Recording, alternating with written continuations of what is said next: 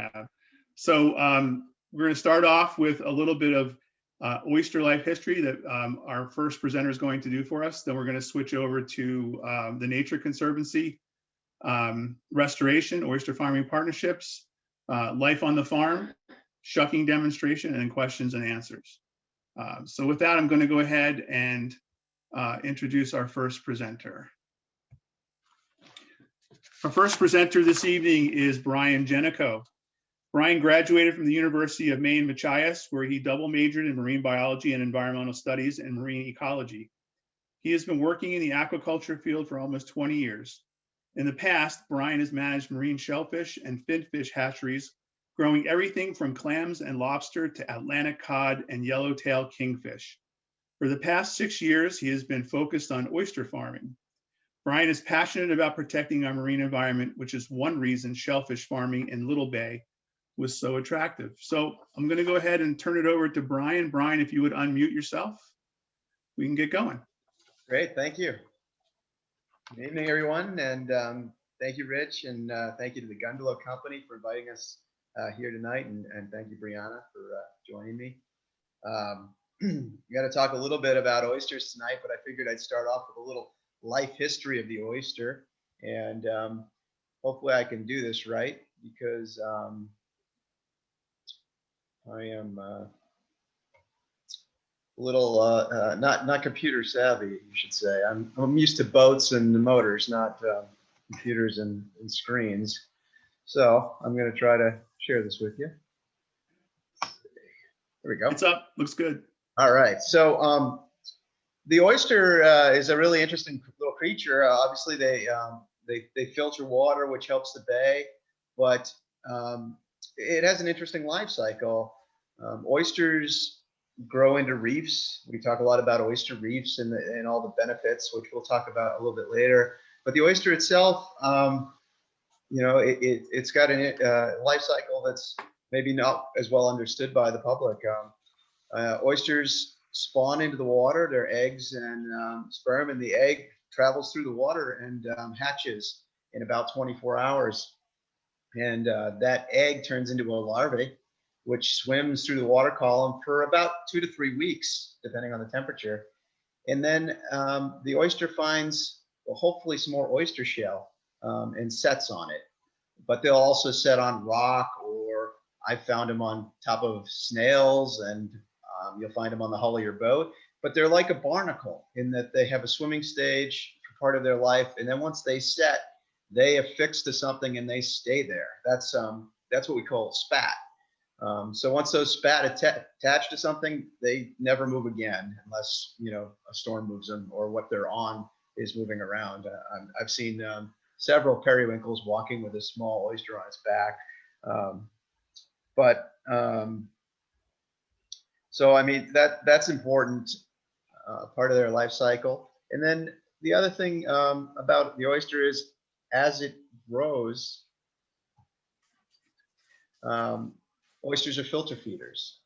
This means that they get their food directly out of the water column.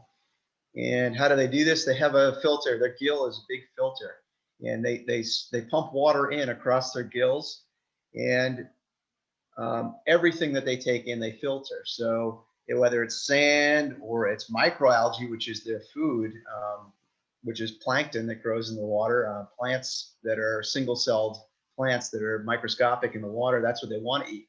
But as they're filtering, the water is going onto their gill. The gill have these little tiny hairs, cilia, and each one of these hairs is moving, and they actually sort the food across the gill. So it's like a big conveyor belt.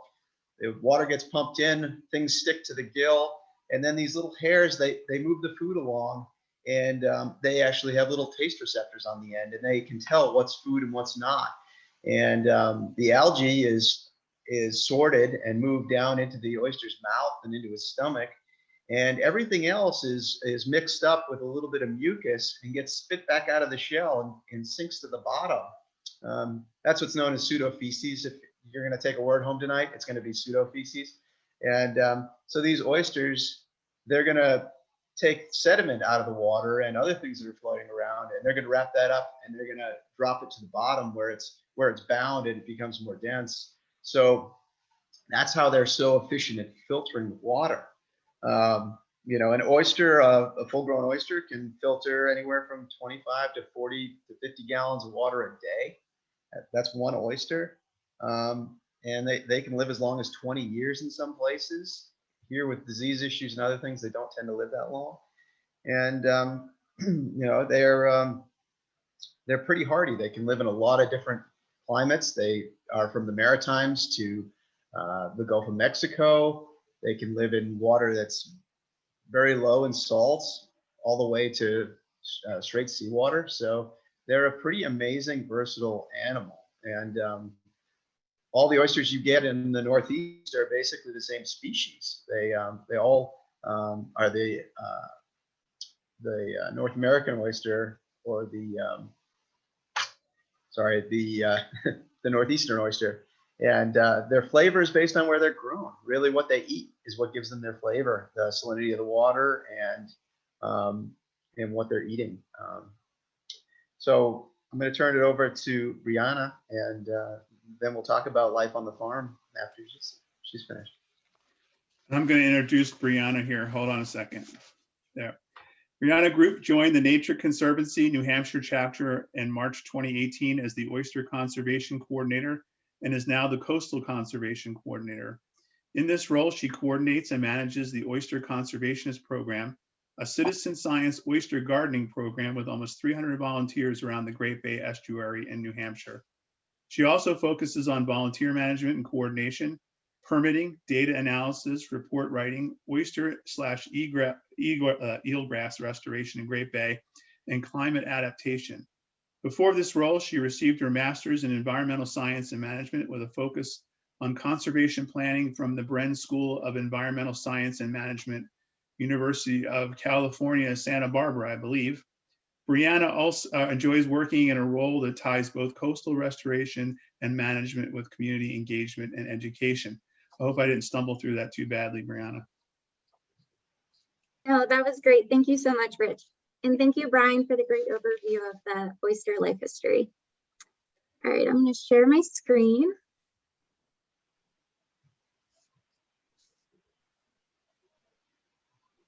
All right, can everybody see that? Looks good. Awesome. Well, thanks again so much for that great introduction. As Rich mentioned, my name is Brianna Group, and I'm the Coastal Conservation Coordinator for the Nature Conservancy here in New Hampshire.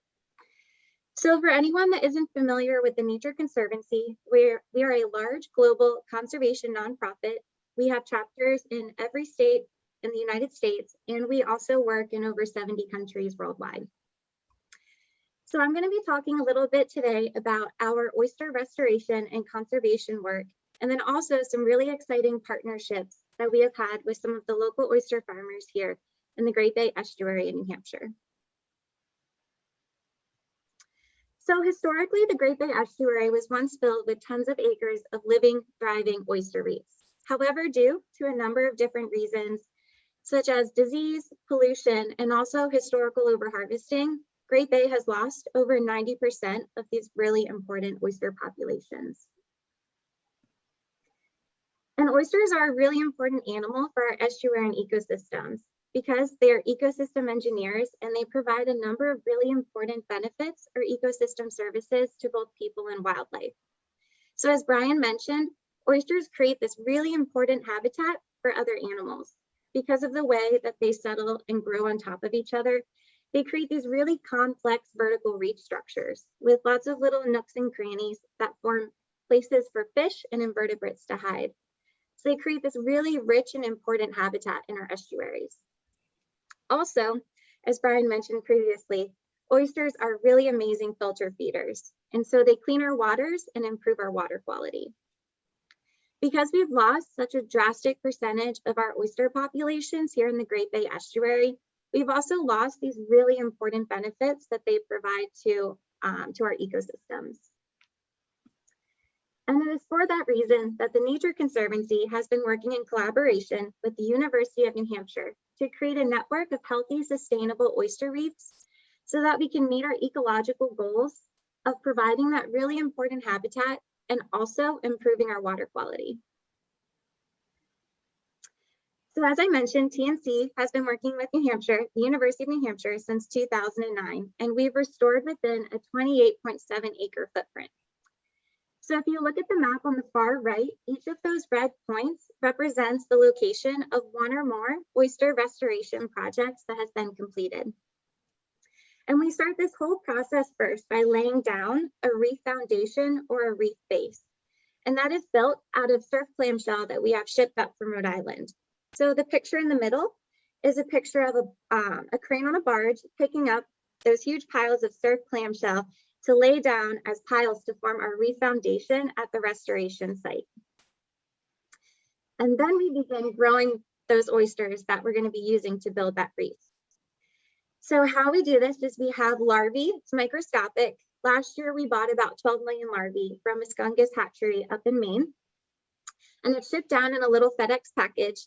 And we then work with Dr. Ray Grizzle and Kristen Ward from the University of New Hampshire to settle that larvae on top of recycled oyster shells that are collected from local restaurants across the seacoast. So we do that in 4 settling tanks.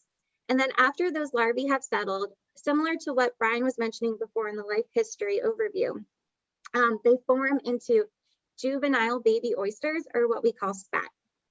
So if you see that image in the bottom left-hand corner, that is a recycled oyster shell covered in baby oyster spat. So each of those kind of small brown circles. Then once the oysters have settled, we take those cages filled with the shells and the spat on shell, and we move them out to a floating raft just off the dock at the Jackson Estuarine Laboratory at Adams Point. And there we allow them to grow for about 8 to 10 weeks throughout the summer. Also, we take about 25% of those oysters, we count them and place them in cages for our oyster conservationist program, which is a community science oyster gardening volunteer program, where we have volunteers that include businesses, families. The Gundalow is also an OC, and they're given a cage of oysters that they then care for throughout the course of the summer. And this includes checking on those oysters, cleaning off anything that may have been caught on the cage, and also collecting really important data for us on survival and growth of their specific oysters at that site. So it's a really successful program that focuses on community engagement and education. And finally, at the end of the summer, kind of early fall, around September, October, we collect all of those oysters from our volunteers and also from the raft and deploy them off at our reef restoration site, which is that picture on the far right, where you can see Kristen Ward and Ray Grizzle literally shoveling oysters off the raft on top of the surf clamshell piles. So since 2009, our restoration methods and process has changed and adapted over time. And one of those really great changes that has come out of this is our increased partnership with the local oyster farmers here in Great Bay. So in 2019, we began a pilot program where we were purchasing uglies, or adult oysters that couldn't go to market, from 2 farmers. One of them, Brian Gennaco from Virgin Oyster Company, and also from Choice Oysters. So the great thing about buying these adult oysters and then deploying them on our reef restoration sites is those oysters are reproducing, and they're also filtering at a really high rate. As mentioned before, 25 to 50 gallons of water a day. And we also saw really great success from this pilot program. Over 71% survival of those adult oysters that we deployed out at our reef restoration site. So taking the success of this pilot program and moving forward, we were able to take this small project and to turn it into something that was able to be expanded across the US to address some of the negative impacts of COVID-19 last year in 2020 on our local oyster businesses. And this program that came out of this is called SOAR, Supporting Oyster Aquaculture and Restoration. One of the many impacts of COVID-19 was that restaurants had to be shut down. And so they were no longer buying oysters from a lot of the shellfish. And for this reason, there is a major negative economic impact on a lot of these farmers. And also a lot of the oysters were growing to a size where they will no longer be marketable within the market. So we saw an opportunity to create a win-win solution. And this was done through a partnership with the Pew Charitable Trust and the Nature Conservancy and the generous donation of an anonymous donor. So using $2 million, you're given the task of deploying 5 million oysters across 7 states in America. And those states included Massachusetts, New Hampshire, Maine, New Jersey, New York, Maryland, and Washington.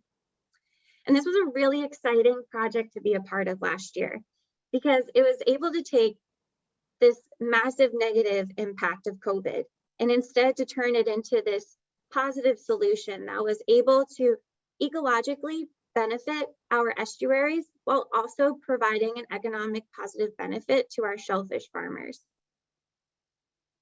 So I'm just going to share a couple of numbers from that project. Here in New Hampshire, we deployed 312,775 adult oysters that as soon as they were on the reefs, they're filtering water at that 50 gallons a day per oyster. Also, those adult oysters are going to be reproducing this summer. We were able to purchase oysters from 12 growers in New Hampshire and 9 growers in Maine. And doing those calculations, that comes out to about 15,600,000 gallons of water filtered per day. So this is a really amazing opportunity for us to have this great impact on our oyster reefs here in the Great Bay Estuary, while also providing, like I said, that positive economic benefit to our local environmentally friendly oyster farmers. And then expanding that out across the entire country this past year. And these numbers are only from 2020, so they're only going to continue to grow as we run our second round this year. We deployed 2,351,707,000 oysters within those 7 states. 100 growers across the country participated, and this program supported 340 really important local shellfish jobs. So as I mentioned, we're going to be running a second year of this program in 2021, which I'm really excited about. These are just a couple photos from last year. On the far right is Dr. Alex LaFerriere, our Coastal Marine Director for the New Hampshire chapter, going over some map deployments. In the middle is myself and Alex inspecting the oysters with Steve Weglarz from Cedar Point before they go out to be deployed on our Nanny Island site. And then on the far left is Alex also with some of our New Hampshire growers that helped with transporting to do some deployments in some pretty frigid temperatures in January of last year. So this was a really exciting project, a great positive benefit to come out of something like COVID. And I'm really looking forward to getting to work with such a great group of people this coming year on getting oysters back in the bay. So thanks so much. I'm now going to pass it on to Brian, who is going to talk about a day in the life on the farm.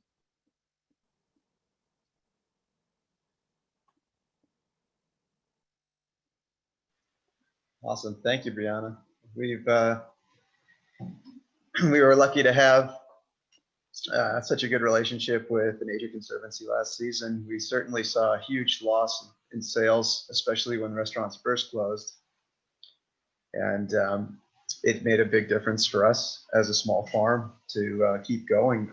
As she said, the oysters, once they reach that 3 to 4 inch size, they become less of a half shell market and a bigger oyster market, which is not very good in the Northeast.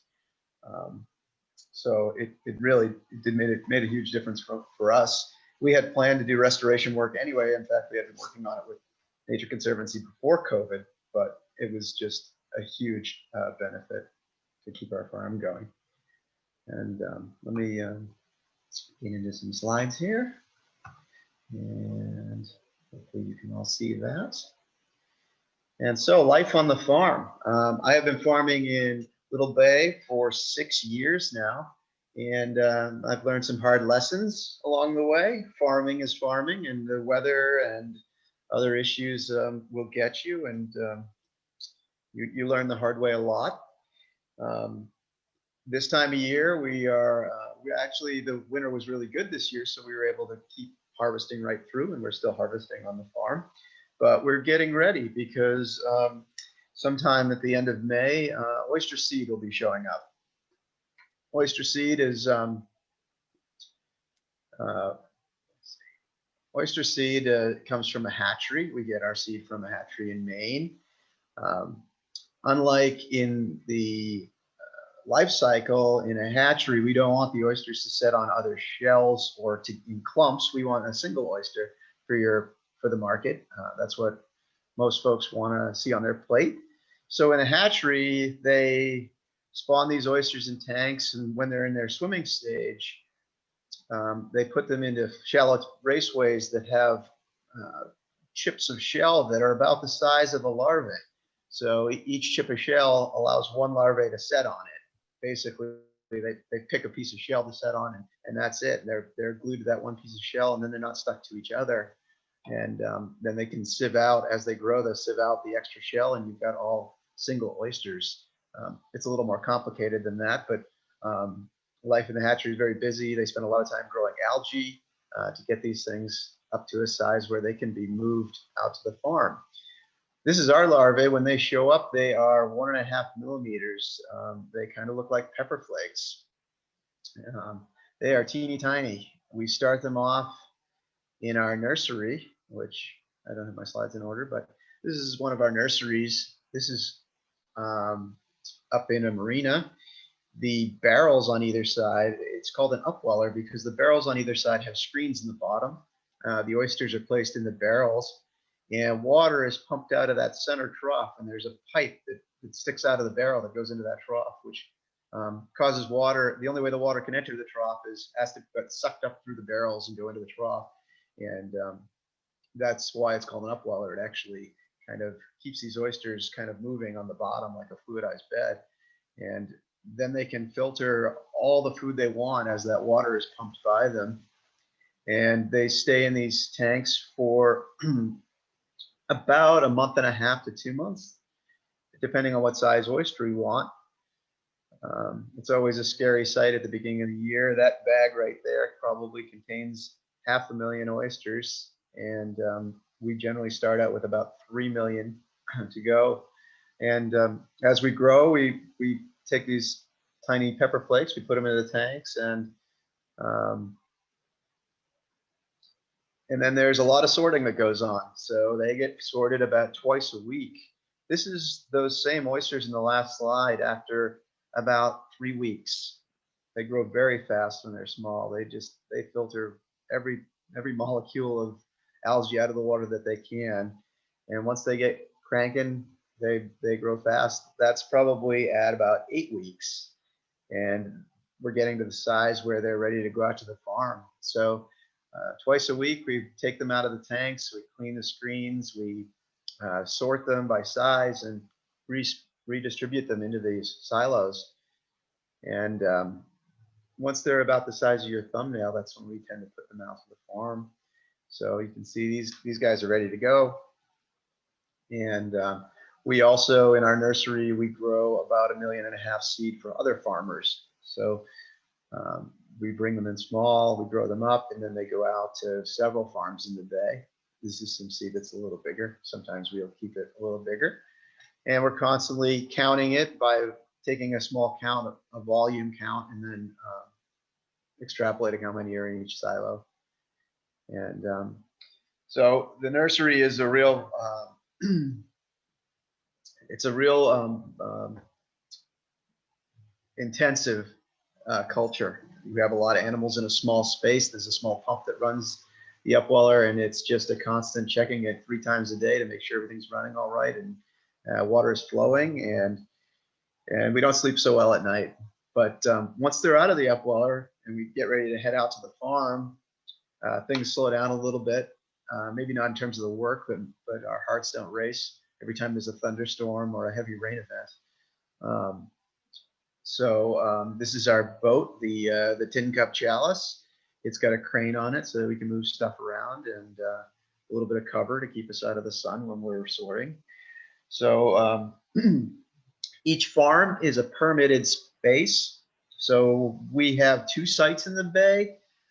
One is 4 acres, one is 3 acres.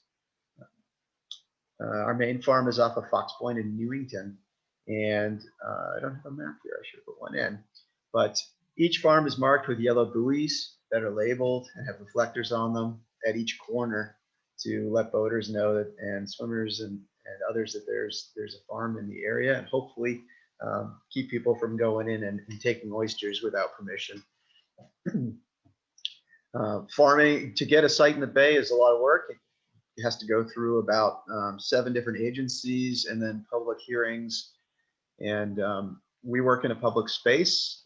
We know that, and we really have a lot of respect for that. That's why I'm here talking to you folks tonight. Is one of the things that we find important as part of our business is educating the public about what we do and why we're out there and the benefits of the bay. Not only, you know, creating jobs and these oysters cleaning the water and other benefits that there are of us being out there, whether we're towing somebody in or rescuing a swimmer, which has happened on more than one occasion. But you know, we work in a public space, so we want to make sure that we're good neighbors and good stewards. After the oysters leave the nursery, they go into these mesh bags of XR mesh to grow until maybe they're 2 to 2 inches. Sometimes they'll be grown in these bags until they're market size. It depends on the type of farming. On our site, we try a lot of different methods. So you can see these oysters have been in a bag for 1 full season. This is in the 2nd year. Some bags we use on a deployed rack system. So our farm is shallow in some areas at low tide, maybe like knee deep. And we walk along and these bags hang from these ropes and these small stakes. And this is in about 1 foot of water. The ropes just keep the bags off the bottom so they don't get filled with sediment. This is the racks on an extreme low tide. And you can see they stick out a little bit during the summer months. And this is the racks in the middle of the summer, and you can see all the algae growing on them. So oysters are filter feeders, so there needs to be flow through those bags to keep the oysters growing. So we spend a lot of time cleaning the bags, sorting the oysters, and moving them up to bigger mesh sizes so that they can get more flow. These cages are what we call oyster condos. Instead of putting them on the racks, the bags actually slide in on shelves, and each cage of this type holds 6 bags. This allows us to deploy the oysters into deeper water.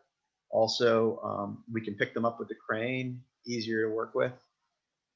And it's just another method of growing oysters. We usually keep them in either the racks or these cages until they're at least 2 inches. And then they might get, yes, we build all our own gear. So we customize our own gear. A lot of it we build ourselves, and it's just one more thing to do. Here you can see one of my workers cleaning the bags. We flip the cages up. You can see he's about waist deep in the water at low tide and shaking out any mud or sediments that are in the bags and checking the oysters. This is a floating cage. It's a newer design we've been experimenting with on the site. We have not moved forward with this yet. We're kind of looking at options for trying to permit it in the bay. It hasn't been done in the bay before, so we are kind of just feeling it out to see if it's feasible, and it's not going to be anybody's way. But these cages are allowed to be flipped up. You can see this is actually upside down right now. The oysters are out of the water. So instead of having to scrub those bags to remove all the algae, we can actually flip them up, air dry them, and then flip them back down without harming the oysters. They can stay out of water for 24 hours easily without being harmed. That's just us working on the floating cages, and that's me flipping a cage. This is our oyster sorting machine. So as I said, it's a constant battle of sorting and cleaning. That's what we do all day long. So we designed and built this sorter tumbler. It tumbles the oysters, which chips the edges of the shell. And when we chip the edge of the shell, it causes the oyster to react by growing rounder and deeper, and it deepens the cup in the oyster. If we just leave the oyster in the tray with nothing to roughen the edges of the shell. They grow thin and they grow flat, and then they are harder to shuck and don't contain as much meat. These are bags getting ready to be deployed. And these are oysters that are getting ready to be deployed to the bottom. So the other way that we can grow oysters is we can grow them up to a certain size. It's important to get them big enough in the bay because the currents will suck them away. But once they're big enough, we can actually deploy them directly onto the bottom or in a tray. This is a tray where the oysters go directly into the tray. These are oysters that have been deployed onto the bottom, the shallow area, and will be grown for 1 year on the bottom, and then raked up, sorted, and sold. This is my farm manager, Evan, and he's just kneeling, actually picking oysters in a shallow area. You can see the oysters here. You can see some bags that are exposed. This is a super low tide, actually last week, one of the lowest tides I've seen all year. And those are some raked oysters in baskets. It's a lot of manual labor. And here's some more raked oysters. And constantly sorting, cleaning. So this is something I didn't talk about yet. Oysters create a reef, but oyster farmers also create a reef. This is fish that are hiding inside the cage when we pull it up. These fish use the cage like a reef. They'll actually lay their eggs on it. They'll hide in there. We find occasionally lobsters, but lots of crabs, several types of fish from tomcod, and these are mostly cunner. They exist. So anytime we put a structure in the water, it instantly becomes an area where seaweed's going to grow, fish are going to hide, and really changes the dynamic of the area. When you walk an area that you've seeded, it's interesting to see flounder and other things starting to come into the area. Large amounts of horseshoe crabs. They really like to rummage around in the oysters. The oysters are fairly protected in the bags. This is sorting, which is a constant. Every oyster is hand-picked that goes into a bag that gets sold. So we'll use the machine to do some sorting, but every finished oyster actually has been picked up by someone, counted probably twice, and then put in a bag. And in the first 3 years of life, we've probably touched the oysters 20, 25 times. It's a lot of handling. This is one of our predators. So when the oysters are in the bag, they're fairly protected, but as soon as they come out or they get to the bigger size mesh, there are predators out there that will eat the oysters. This is a boring snail or an oyster drill. And this is actually a boring sponge that grows on the shell and dissolves the shell and makes the shell weak. And the oyster will break when you shuck it. It doesn't necessarily kill the animal, but it makes it soft and unsellable. This is a moon snail. They eat a lot of clams, but they will drill a hole in an oyster and eat it also. And green crabs are a problem for small animals. When the oysters are small, if you put them outside of a bag, they will get eaten by green crabs very quickly. So we keep them in mesh bags till they're at least an inch in size. And this is kind of a silent stealer. This is a seaweed that grows on the oysters. Ulva, it's a sea lettuce. It'll actually grow on the oysters, and this is way up in the intertidal. And the currents are so strong in the bay. When seaweed grows on the oysters, it can actually drag them off the site. So we have to be careful where we deploy oysters and make sure they're big enough so they're going to stay where we put them. This is the biggest destroyer of oysters. In 2014, the ice in the bay was 3 feet thick and moving around at 4 or 5 knots. It bulldozed our entire farm. And we basically got to start from scratch and learn a lot about putting cages out and moving things to deeper water for the winter months. But, that's farming. And then here's some drills. And I don't know if I can zoom in on this photo a little bit. These are the oyster drills, and these are holes in the shells. So you find all these empty shells, and then when you hold them up to the sunlight, you find each one has a small, about a pencil lead sized hole in it. And these drills will drill a hole in each oyster and suck them right out through that hole. And that's the end of them. So oyster drills can do a lot of damage quickly. So that's one of the reasons we have to move stuff around so often. Keep drills out. And then here we are shucking at an event, and one of my favorite things to do is watch people eat oysters. I really like to talk to people who enjoy oysters and get to see them enjoy the fruits of our labor. We do a lot of events during the summer, but for the most part, most of our oysters get sent out to restaurants through a distributor, or we deliver locally to restaurants. And we also work with New Hampshire Community Seafood to get oysters onto the market. Harvesting oysters is a big deal. It's a lot of regulations. Oysters are served raw, so they have to be brought to temperature very quickly so that bacteria can't grow. And every time we go to harvest oysters, we have to get permission by the Department of Environmental Service before we even start, to make sure that the waters are safe. It's really important that our oysters are clean and safe, and you know, we don't want anyone to get sick. So these things are really important. And as I said earlier, flavor profile for our oysters tends to change over the season. We have an interesting area because of the Seven Rivers. We have a very different flavor profile.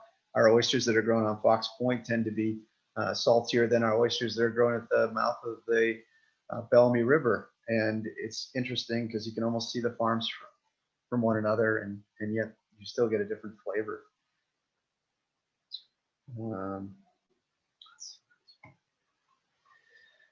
Some people with health concerns probably shouldn't eat raw oysters. You definitely want to talk to your doctor, but we love grilled oysters and under the broiler. This is a recipe with a little blue cheese, a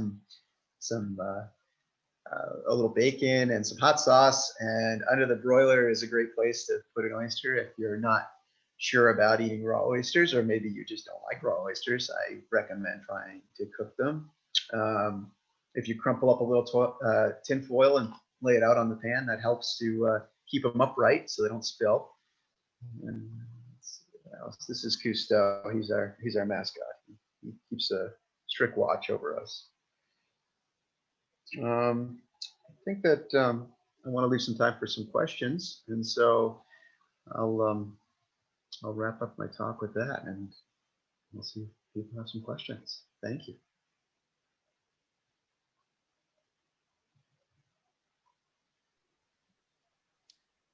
Okay, so let's see here. We have one question in the chat room right now, and it's from JB Parrott. And by the way, I apologize, Brian, I completely murdered your last name. I should, it's close enough. All right. So the question is, and this is actually a great question, how did the Eversource project, the jet plowing that took place last year, how did it affect the quality of the oysters in Great Bay? We didn't see a difference on our farm. You know, we had closed a couple days precautionarily, but sediment loading in the bay did not seem to increase that much. So we were pleasantly surprised that there didn't seem to really be an impact. How about with the conservation, Brianna? Yeah, I was just going to add, we didn't see any impacts on any of our reef restoration sites, so that was good. And I know there was a lot of monitoring that was done too with the jet plowing. So. But, a question that I had, kind of a follow-up to that was, what is the overall restoration goal? Is it to get back to that 90% number that you had shown us at the beginning, or close to it? Yeah, so I would say that I don't think it's possible for us to get back to that historical baseline, but what we're trying to do is to take the native wild reefs that we have now and to increase their resiliency and make them more sustainable. So just making sure that our reefs are reproducing and they have multiple size classes, so different ages of oysters, different sizes, and just to increase that sustainability of our reefs over time. Great. So another question came into the chat section, says, has the red tide that's been in coastal waters recently or is there a red tide in coastal waters? If so, how are the oysters affected? Red tide does affect oysters in some areas. What happens is the oysters eat the plankton, which has toxin in it, and it makes the oysters unsafe to eat. But over time, the oyster releases the toxin. So once the red tide is gone, the oysters can be tested, and then an area can be reopened safely. In Great Bay, as long as I've been farming, we've actually never had a red tide event that has closed the bay. We've had coastal red tide, where the levels on the coast closed shellfishing along the coast, but the bay stayed open. And it's a constant monitoring by DES to ensure that the shellfish are safe. So they actually do plankton sampling to look for hazardous plankton. And then if it's present, then they start testing the shellfish for toxin. And if the levels get too high, they shut down. Okay, next question. First of all, comment, fascinating presentations. And as consumers, and this came from Joanne, how can we support the local farmers and the initiatives you're talking about?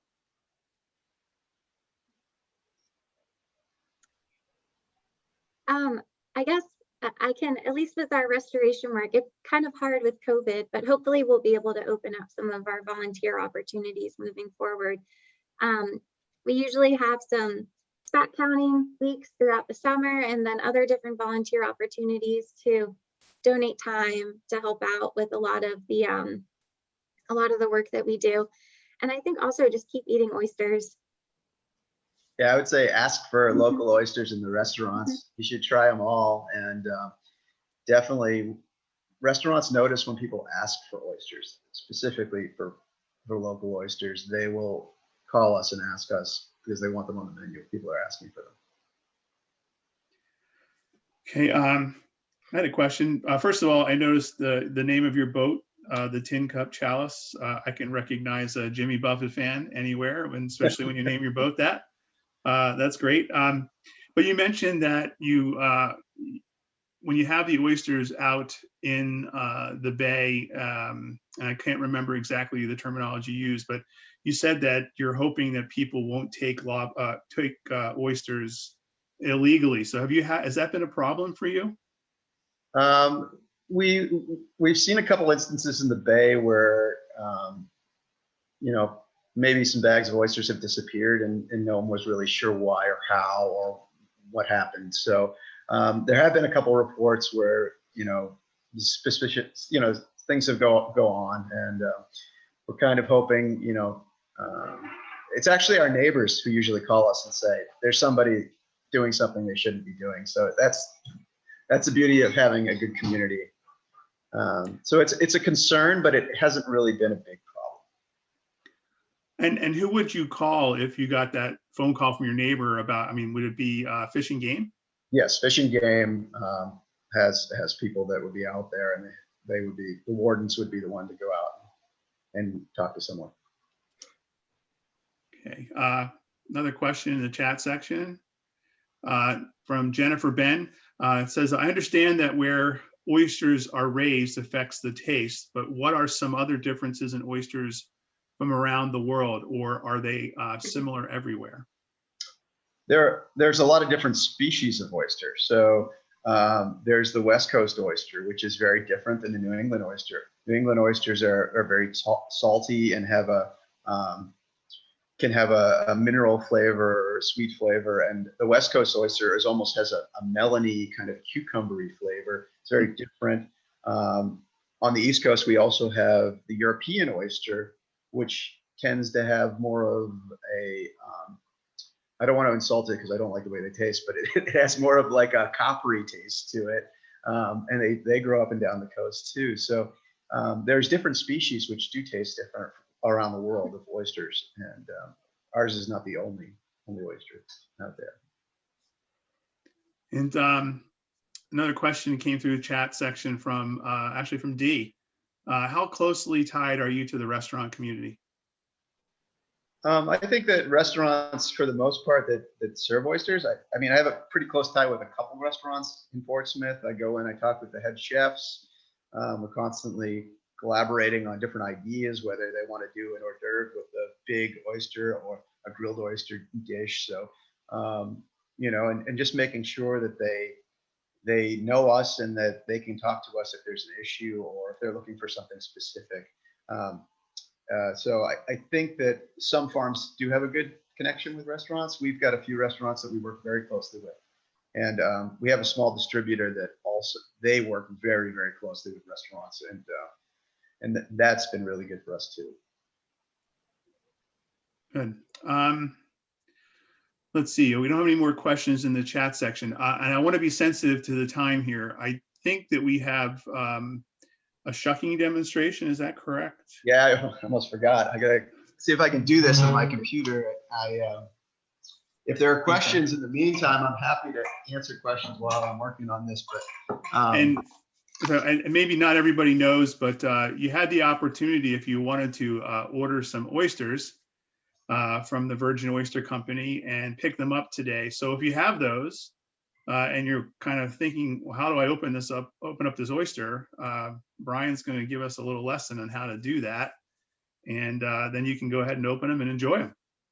All right. I don't know if you're sharing my window or not, how you do that, but I'd start off by saying that anyone who did buy oysters or a knife today and gloves, I use the exact same knife that I sell because I wouldn't give someone something that I wouldn't use. But opening oysters is easier than it looks. It just takes a little bit of practice. And if you are really squeamish about opening an oyster, you can always steam them open and cook them a little bit, and then it's a lot easier. And so we have two sides of the oyster. We have what I would call the bottom hinge, which is the rounded hinge. Can you see this all right? I think so. If people are seeing multiple, the screens, if you switch up in the right-hand corner from gallery view to speaker view, you'll get a larger picture of Brian when he speaks. So you can try that. So here's the thing, when I picked out all the oyster this morning, I didn't leave myself too many nice ones to shuck with. But so you have the hinge, you have the one side of the shell, that's the rounded side, and then you have the flat side of the shell, which I'll call the top shell for today. And then this is the beak. Under the shell, there's two places where the muscle attaches, here and here. So the first thing we do is we start at the beak, and we take our oyster knife, and a sharp oyster knife is good for these oysters. What I would say is someone who's just starting out, you want to put your oyster down on the table so that you're pushing the knife down into the oyster and not into your hand. So you work that blade into the hinge, and then you wiggle the blade back and forth, pushing down gently. And you want to get that blade till it's about 1/4 of an inch into the hinge.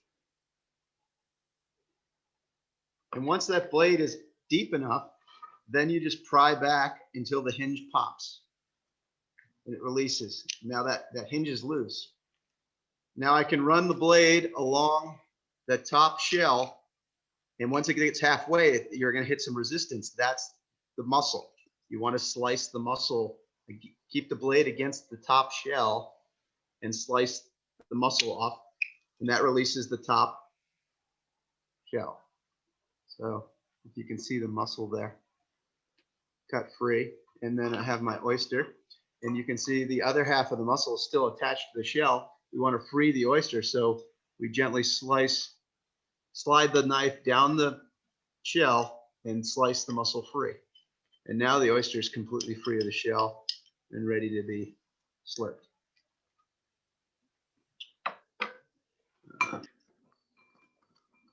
I came from the Chesapeake Bay area, and I know I've seen videos. They used to have contests for oyster shucking down on the Eastern Shore because there were a lot of oyster companies down there. And the folks that shuck oysters in those contests are doing like 1 or 2 every 10 seconds or so. All right, I'll be the taste tester. Good? No, we rinse them. What do you do? Cheers. What do you do? So, I mean, there's a lot of great videos out there too. If mine is not good enough, I will demonstrate again. I see that. There's a great video on the East Coast Shellfish Growers Association website that may be a little bit easier to see than this. But here we go again. I'm going to take this oyster. You do one. No, you do it. Taking the blade, I'm putting it into the beak right at the tip, and then wiggling the knife back and forth, working the blade in, pushing down gently. Once the blade's about 1/4 of an inch in, then I'm going to pry up, and it releases that. Then I can slide the blade down the inside of the shell against the top, slice the top shell free. Then the muscle's right here. I just slide my knife down the shell and release the other piece of the muscle. Should be good to go. Okay, I think had a couple of questions that were coming in that I think Brianna has been answering as well, but let me check here.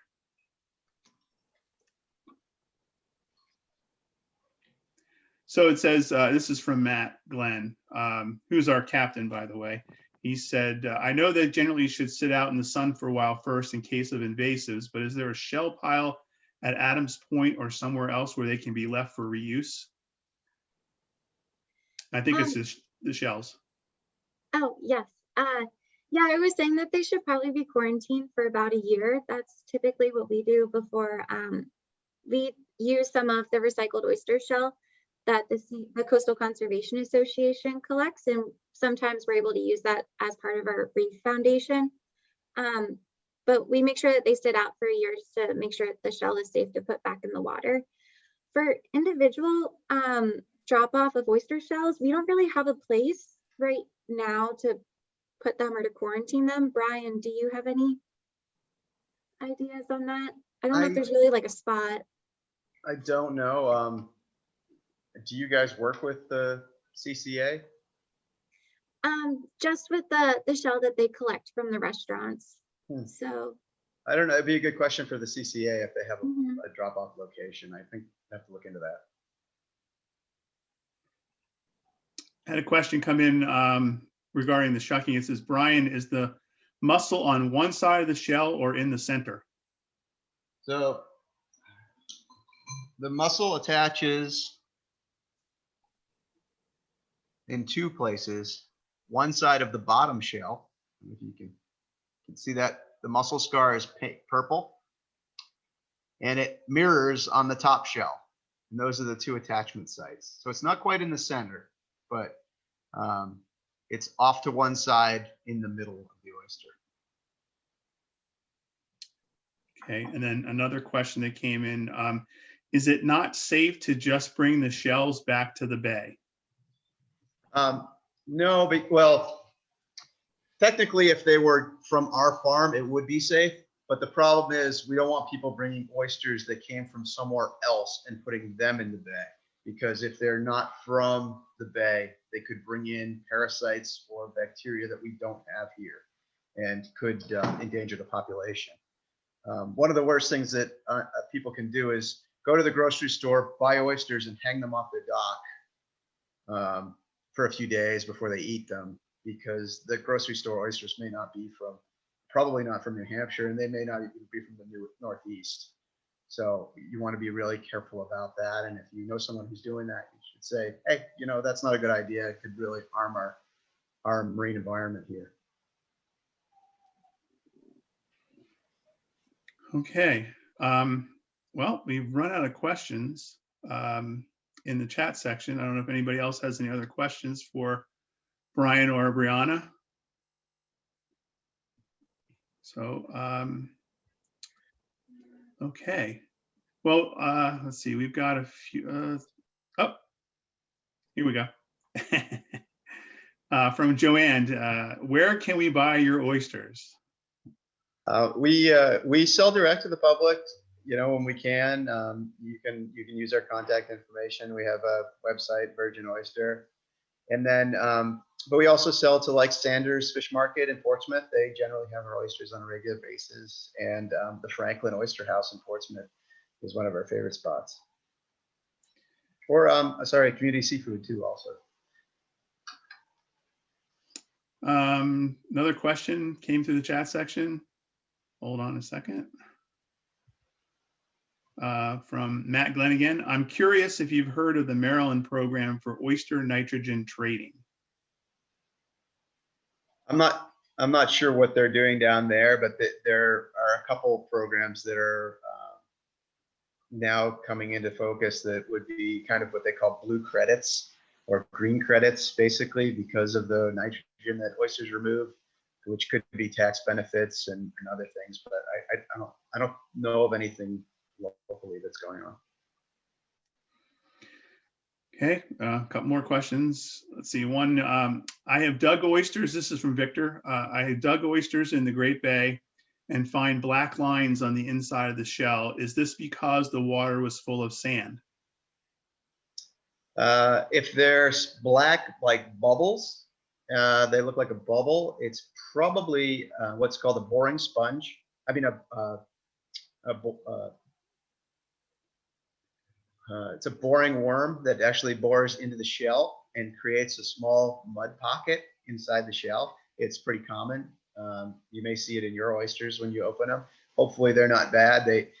In some places they get really bad and they can actually ruin the oysters because when you shuck the oyster, you can break those and put mud in the oyster.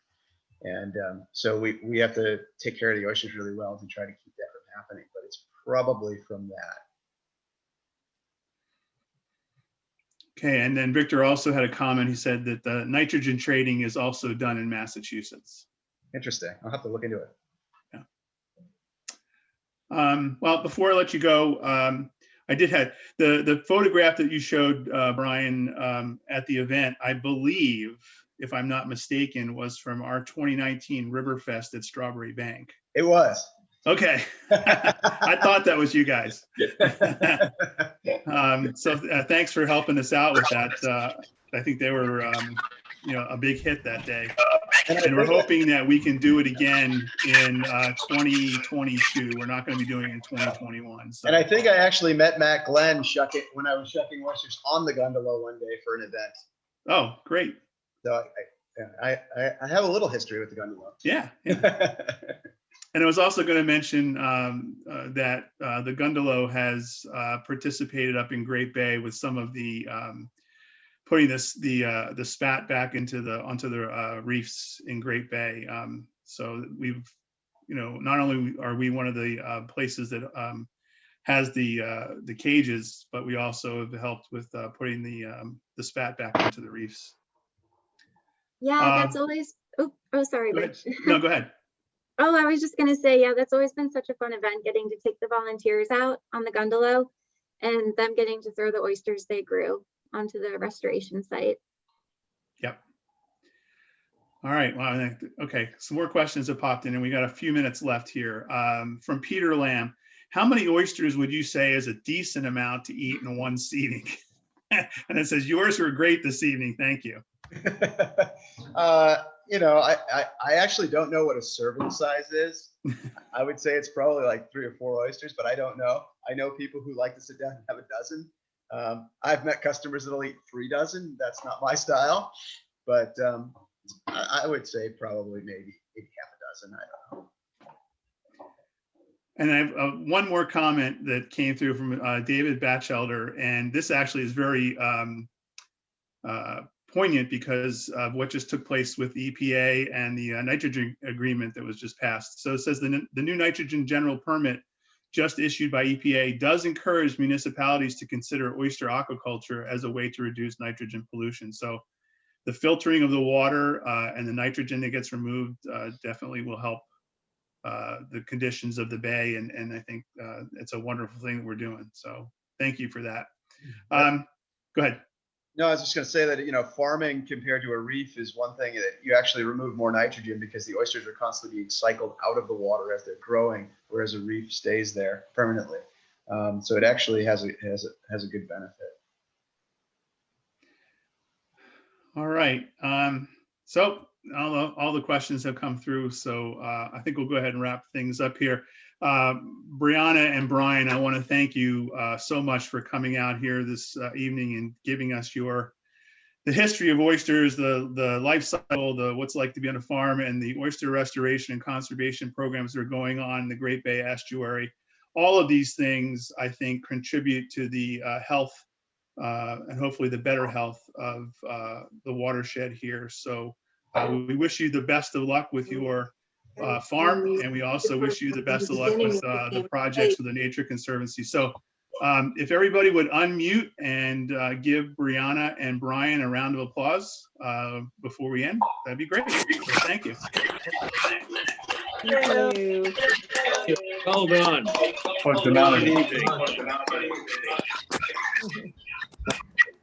Thank you. All right. Thanks, everyone.